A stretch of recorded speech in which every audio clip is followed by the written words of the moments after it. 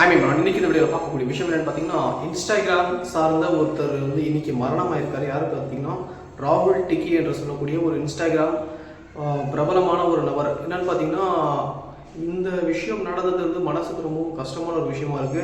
எதற்காக சொல்றேன்னு பார்த்தீங்கன்னா, எந்த விஷயத்துல இருந்தாலும் வந்து பார்த்தீங்கன்னா, உயிர் என்ற விஷயம் வந்து மிகவும் பாதுகாப்பாக இருக்கக்கூடிய விஷயம். ஏன்னா உயிர் போயிடுச்சுன்னா வராதுன்னு சொல்லுவாங்க பார்த்தீங்களா, அது மாதிரி வந்து எந்த நிலையில் இருந்தாலும் நீங்கள் வந்து உங்களுடைய சேஃப்டி வந்து மிக மிக மிக மிக மிக முக்கியமான ஒரு விஷயம்.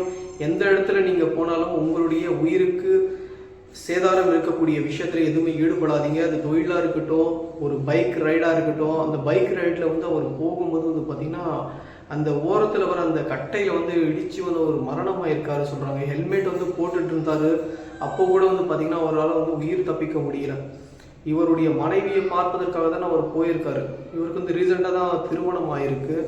இவர் இறந்தது வந்து பார்த்திங்கன்னா மிகப்பெரிய ஒரு சோகமான ஒரு விஷயம் இருக்குது. ஏன்னா உயிர் என்ற விஷயம் வந்து பார்த்திங்கன்னா மிகவும் உயர்வான ஒரு விஷயம். ஏன்னா உயிர் போயிடுச்சுன்னா மறுபடியும் வராதுங்க. இருக்கக்கூடிய காலத்தை வந்து பார்த்திங்கன்னா நல்ல முறையில் வாழுங்க.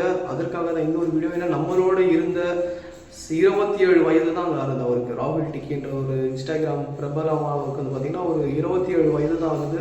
அவர் மரணமான இந்த விஷயம் வந்து பார்த்திங்கன்னா நிறைய நபர்களால் வந்து பேசப்பட்டு இருக்கு. நிறைய நபர்கள் வந்து ஹெல்மெட் போடாமல் போய் தான் அவர் மரணிட்டாருன்னு சொல்லிட்டு ஒரு இதில் ஒரு நியூஸ் சேனலில் கூட வந்துட்டு இருக்கு.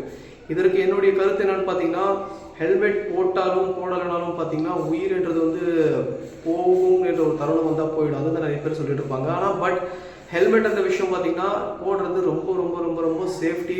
நீங்கள் ஹெல்மெட்டே போட்டாலும் வந்து ஒரு குறிப்பிட்ட ஒரு வேகத்தில் நீங்கள் போகிறது ரொம்ப ரொம்ப ரொம்ப ரொம்ப சேஃப்டியான ஒரு விஷயம். ஏன்னா சேஃப்டின்ற விஷயம் பார்த்தீங்கன்னா உங்கள் உயிர் வந்து உங்கள் உயிர் மட்டும் சம்மந்தப்பட்டதல்ல. ஏன்னா உங்களை நம்பி வந்து வீட்டில் வந்து அம்மா அப்பா மனைவி குழந்தைகள் சொல்லிட்டு நிறைய நபர்கள் இருக்காங்க. நீங்கள் வேகமாக போகும்போது பார்த்தீங்கன்னா முன்னாடி வரக்கூடியவங்களை கூட வந்து பார்த்தீங்கன்னா அவங்கள போய் நீங்கள் இடிச்சிங்கன்னா உங்களுடைய உயிருக்கும் ஆபத்து, அவங்களுடைய உயிருக்கும் ஆபத்து.